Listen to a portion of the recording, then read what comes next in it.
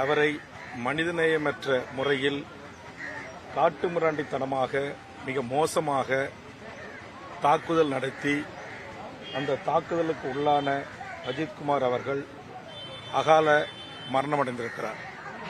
இந்த மரணத்திற்கு காரணமான காவல்துறையில் இருக்கக்கூடிய அத்தனை பேரும் சட்டத்தின் முன் நிறுத்தி தண்டிக்கப்பட வேண்டும். இந்த சம்பவத்தில் இந்த ஸ்பெஷல் டீம் என்று சொல்லக்கூடிய 6 நபர்கள் இதில் ஈடுபட்டதாக அவருடைய குடும்பத்தார் சொல்லுகிறார்கள். ஆனால் 5 கைது செய்யப்பட்டிருப்பதாகவும் ஒருவர் இன்னும் கைது செய்யப்படவில்லை என்றும் தெரிவிக்கிறார்கள். மேலும் சம்பந்தப்பட்ட காவல் நிலைய ஆய்வாளர் மீது இதுவரையிலும் எந்த ஒரு நடவடிக்கையும் எடுக்கவில்லை என்று அவருடைய குடும்பத்தாரும் உறவினர்களும் தெரிவிக்கிறார்கள்.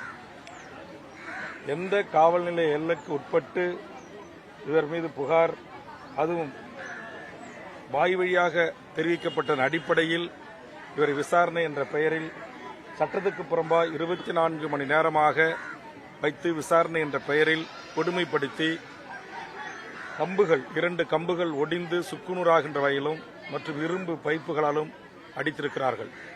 நேற்றைய தினம் மதுரை உயர்நீதிமன்றம் இதை மிக கடுமையாக இந்த வழக்கை எடுத்துக்கொண்டு சம்பந்தப்பட்டவர்கள் மீது சரமாரியான அரசின் மீதும் காவல்துறை மீதும் கேள்வியை நீதிமன்றம் எழுப்பியிருக்கிறது. பொதுவாக தமிழ்நாட்டில் இதுபோன்ற காவல் நிலைய மரணங்கள், கஸ்டோடியல் டெத், பாலியல் ரீதியாக பெண்கள் விசாரணைக்கு அழைக்கப்பட்டு கற்பழிக்கப்படுவது போன்ற நிகழ்வுகளை தமிழக வாழ்வுரிமை கட்சி மதுரையில் இருக்கிற மனித உரிமை கண்காணிப்பாளர் ஹென்றி டிபன் அவர்களோடு சேர்ந்து தமிழ்நாட்டின் பல்வேறு வழக்குகளை நாங்கள் எடுத்து நடத்தியிருக்கிறோம். சம்பந்தப்பட்ட காவல்துறை கண்காணிப்பாளர் வரையிலும் குள்ளஞ்சாவடி லாக்அப் டெத்திற்காக ஆயுள் தண்டனையை நாங்கள் பெற்றுத் தந்திருக்கிறோம். அதுபோன்று ஒரு காவல்துறை கண்காணிப்பாளரை அவர் செய்த மனித உரிமை செயல்பாட்டுகளுக்காக பணியிலிருந்து நாங்கள் அவரை டிஸ்மிஸ் செய்திருக்கிறோம். இதை செய்ததும் திமுக ஆட்சிதான், கலைஞர் தான் செய்தார். அதுபோன்று அஜித்குமார் அவருடைய இந்த காவல் விசாரணை மரணத்திற்கு காரணமாக இருந்தவர்கள், அவர் எவ்வளவு பெரிய உயர்ந்த பதவியில் இருந்தாலும் மாண்புமிகு தமிழ்நாடு முதலமைச்சர் அவர்கள் உடனடியாக அவர்கள் மீது உரிய கொலை வழக்குகளை பதிவு செய்து தொடர்ந்து அவர்கள் காவல் பணியில் செய்ய விடாமல் தடுப்பதோடு மட்டுமில்லாமல் உரிய விசாரணையை மேற்கொண்டு இதுபோன்ற காட்டு மிராண்டிகள், மனிதநேயமற்றவர்கள் காவல்துறையில் தொடர்ந்து பணி செய்யக்கூடாது. இந்த காவலர்களுக்கு இப்படி இவர் மீது எந்த கேஸ் ஹிஸ்டரியும் கிடையாது.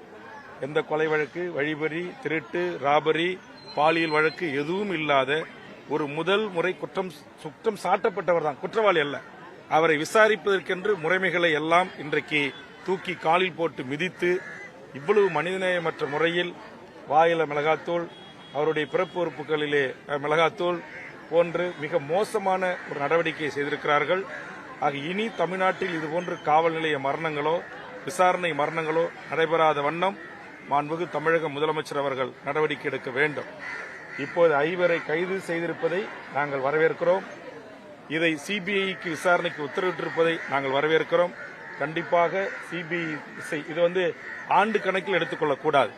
ஒரு 3 அண்ணா பல்கலைக்கழகத்தில் ஒரு பெண்ணுக்கு ஏற்பட்ட பாலியல் குற்றச்சாட்டு நிரூபிக்கப்பட்டு இன்றைக்கு எப்படி அவருக்கு ஆயுள் தண்டனை விதிக்கப்பட்டிருக்கிறதோ அதுபோன்று இந்த குற்றத்தை 3 மாத காலத்திற்குள் விரைவாக விசாரணை நடத்தி சாட்சி ஆதாரங்களை தயார் செய்து நேர்மையான முறையில் வழக்கை நடத்தி இந்த உண்மையான குற்றவாளிகள் யாராக இருந்தாலும் அவர்களுக்கு உச்சபட்ச தண்டனையை பெற்றுத்தர வேண்டும் தமிழக அரசு என்பதை நேரத்தில் வலியுறுத்தி, தமிழ்நாட்டில் காவல் மரணங்கள், லாக்அப் டெத்துகள், அதாவது விசாரணை கைதிகள் மரணம் போன்ற நடவடிக்கைகளில் தமிழக சட்டமன்றத்தில் நான் திமுக கூட்டணியில் இருந்தாலும் முதல் குரலாக எனது குரல்தான். இந்த 4 ஆண்டு காலத்தில் நடந்த துப்பாக்கிச் சூடுகள், காவல் நிலைய மரணங்களில் முதல் கவன ஈர்ப்பு தீர்மானமும் முதல் சட்டமன்றத்தின் குரலும் எனது குரலாகத்தான் இருந்து வந்திருக்கிறது.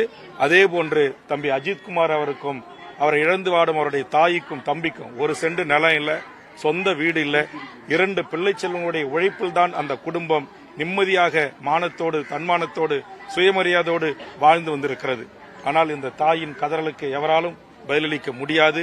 ஆதலால் அரசு, அவருடைய சகோதரருக்கு அரசு வேலை தந்ததற்கு நாங்கள் நேரத்தில் நன்றி சொல்லுகிறோம்.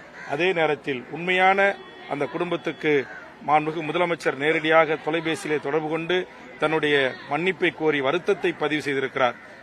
அது உண்மையிலேயே ஒரு போற்றுதலுக்குரியதான். ஆனால் உண்மையான அந்த குடும்பத்திற்கான ஆறுதல், நீதி என்பது இந்த தவறை இழைத்தவர்கள் சட்டத்தின் முன் நிறுத்தி அவர்களுக்குரிய தண்டனை பெற்றுத் தருவதில் இருக்குது.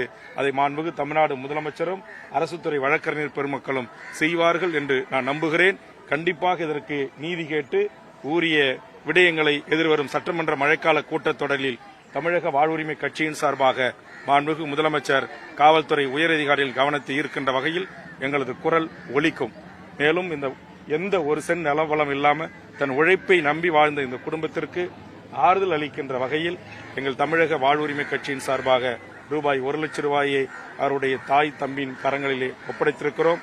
அவர்களுக்கு வழக்காடுவதற்கு, இந்த வழக்கை நடத்துவதற்கு தேவையான உதவிகளையும் தமிழக வாழ்வுரிமை கட்சி தோளோடு தோள் நின்று இந்த பணிகளை செய்யும் என்று தெரிவித்திருக்கிறேன். காரணம், தமிழ்நாட்டில் லாக்அப் மரணங்கள், கற்பழிப்புகள், கஸ்டோடியல் டெத் போன்ற விடயங்களில் 40 ஆண்டு காலமாக இந்த பிரச்சனைகளை தமிழ்நாட்டில் எந்த மூலையில் நடந்தாலும் அதை நாங்கள் எடுத்து நாங்கள் மனித உரிமை கண்காணிப்போம் ஹென்றி டிபன் அவர்கள் தலைமையிலும் மற்றும் பியூசிஎல் போன்ற மனித உரிமை செயல்பாட்டாளர்களுடன் சேர்ந்து செய்து வருகிறோம்.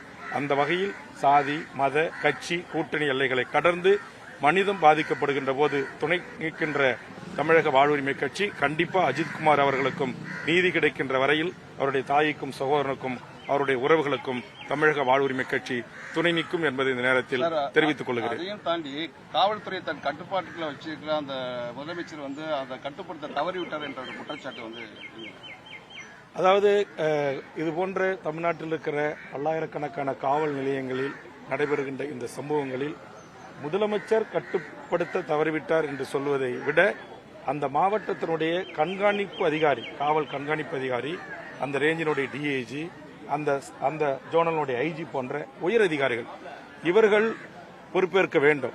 இவர்கள் எப்படி இல்லீகலாக சட்டத்திற்கு புறம்பாக 24 மணி நேரத்திற்கு மேலாக ஒரு மேஜிஸ்ட்ரேட் முன்பு நிறுத்த வேண்டிய ஒரு குற்றம் சாட்டப்பட்ட ஒருவரை நிறுத்தாமல் தனியார் இடங்களையும் தனியார் தோப்புகளிலும் அழைத்து சென்று மிக மோசமான தாக்குதல் நடத்துகின்ற அதிகாரத்தை இவர்களுக்கு யார் தந்தது, அல்லது இவர்களுக்கு அந்த அதிகாரத்தை அளித்து உத்தரவிட்டது யார், அந்த சார் யார் என்கிற ஒரு கேள்வி இங்கு எழுகிறது. அதையும் மாண்புமிகு முதலமைச்சர் கண்டுபிடித்து அவர்கள் மீதும் உரிய நடவடிக்கை எடுக்க வேண்டும். அப்போதுதான் இதற்கு உண்மையான நீதியாக இருக்கும். அதிமுக ஆட்சி காலத்தில் இது போன்ற 2 செயல்கள் நடந்திருக்கு, பெரிய செயல்கள் நடந்திருக்குது. ஆனா அவங்க இதை பத்தி விமர்சனம் பண்றது நீங்க எப்படி பாக்குறீங்க? இல்ல, அது இதுக்கு மதுரை நீதியரசரே பதில் சொல்லிட்டாங்க. அது ஆளுங்கட்சி எதிர்கட்சி இல்ல, எல்லா கட்சிகளுமே இது போன்ற லாக்அப் டெத்துகள், என்கவுண்டர்கள், துப்பாக்கிச் சூடுகள், இது போன்ற அநியாய காவல் விசாரணை மரணங்களிலே அரசியல் கட்சிகள் அவரவர்கள் கருத்தை ஒவ்வொருவரும் கூறுவார்கள். இதே சாத்தான்குளம் பிரச்சனையில் திமுகவின் அன்றைய எதிர்க்கட்சி தலைவராக இருந்த மாண்புமிகு இன்றைய தமிழ்நாடு முதலமைச்சர் கூறிய கருத்துக்களும் இருக்கிறது. அதுபோன்று இன்றைக்கு திமுக ஆளுங்கட்சியாக இருக்கிறது, எதிர்க்கட்சியாக இருக்க அதிமுக இதற்குரிய நீதிக்காக குரல் கொடுப்பது என்பது தமிழ்நாட்டின் ஆண்டாண்டு காலமாக நடந்து வருகின்ற ஒன்றுதான். இது நம்ம அரசியலாக பார்க்க வேண்டியதில்லை. பாதிக்கப்பட்ட ஒரு குடும்பத்திற்கு உயிர் ஒன்று பலியாகி இருக்கிறது. அவர்களுக்கு ஆறுதல் சொல்லுகின்ற வகையில் நாங்கள் பார்த்துக் கொள்கிறோம், நாங்கள் ஆதரவாக இருக்கிறோம், உங்களுக்கு நீதியை பெற்றுத் தருவோம் என்று எல்லா அரசியல் கட்சிகளும் சொல்வது வழக்கம். ஆனால் இந்த அரசியல் கட்சிகளிலிருந்து தமிழக வாழ்வுரிமை கட்சி மாறுபடுகிறது. அது இங்க இருக்கிற மூத்த பத்திரிகை நண்பர்களுக்கே தெரியும். பிரேம்குமார் என்கிற ஒரு எஸ்பியை அவர் மனித உரிமை மீறல் ஈடுபட்டதற்காக உச்சநீதிமன்றம் வரையிலும் சென்று அவரை டிஸ்மிஸ் செய்தவன் நான் தான். அதேபோன்று சங்கரன் என்கிற ஒரு காவல் எஸ்பி புள்ளஞ்சாவடி விருப்பலிங்கம் தவறான என்கவுண்டரிலையும் செல்வம் என்கிற ஒருவரை அடித்து கொலை செய்த வழக்கையும் நடத்தி அவருக்கு ஆயுள் தண்டனை பெற்று தந்தது நான். அதுபோன்று உங்களுக்கு தெரியும், சிதம்பரம் பத்மனி, முத்தாண்டிக்குப்பம் என் தொகுதியில் வசந்தா கற்பழிப்பு, இதற்கெல்லாம் நீதியை நாங்கள் பெற்று தந்திருக்கிறோம். ஆனால் மற்ற கட்சிகள் தருகின்ற வாக்குறுதிக்கும் தமிழக வாழ்வுரிமை கட்சியின் சார்பாக அல்லது நான் கடந்த காலத்தில் இருந்து பணியாற்றிய அமைப்புகள் கட்சிகளின் சார்பாக நாங்கள் இதையெல்லாம் இது போன்ற விடயங்களிலே நாங்கள் மிகவும் உன்னிப்பாக மூத்த வழக்கறிஞர் பெருமக்களை வைத்து வாதாடி அந்த நீதியை நாங்கள் பெற்று தந்திருக்கிறோம். நன்றி. கேட்டார்.